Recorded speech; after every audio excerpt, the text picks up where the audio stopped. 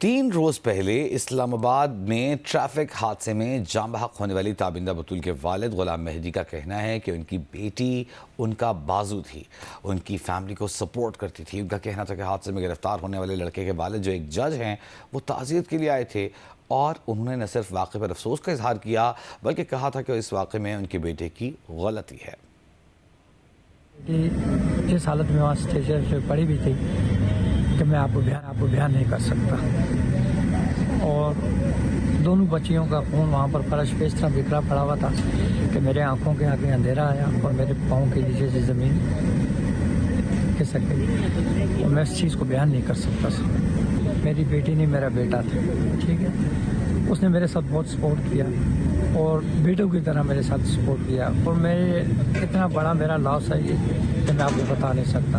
میرا right hand جو ہے نا وہ اس دنیا سے چلا گیا، میں آپ کو بیان نہیں کر سکتا ہوں۔ اس واقعے میں ایک جج صاحب کے بچے کا ذکر آیا، کسی نے آپ سے کوئی رابطہ کیا ہے؟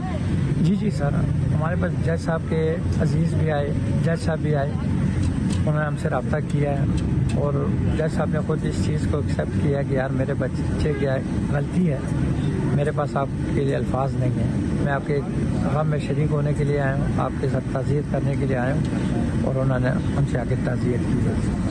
تو انہوں نے کوئی دیت کے لیے بھی کچھ کہا ہے آپ سے؟ نہیں سر، ایسی کوئی بات نہیں ہوئی، لیکن انہوں نے یہی کہا تھا کہ جی انشاءاللہ آپ کے ساتھ ہر قسم کا تعاون کریں گے۔ اسی پر تفصیل حاصل کریں گے نمائندہ جیو نیوز اعزاز سید سے۔ اعزاز، بتائیے گا آپ کی تابندہ بطول کے والد سے تفصیلی بات ہوئی ہے، کیا وہ اب تک ہونے والی پولیس تفتیش سے مطمئن ہیں؟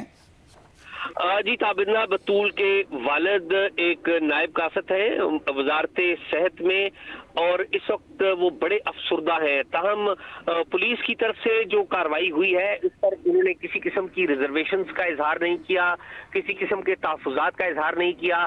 البتہ انہوں نے یہ ضرور بتایا ہے کہ انہیں صبح تقریباً 3:30 بجے کے قریب ایک ٹیلی فون کال آئی جس ان کی بیٹی حادثے میں انہیں ہاسپٹل پہنچنے کا کہا گیا، اور جب وہ ہاسپٹل پہنچے تو ان کی بیٹی کا جو خون تھا اس کی دوست کے ہمراہ وہ زمین پر پڑا ہوا تھا، اور ان کی جو بیٹی کی لاش ان کی دوست۔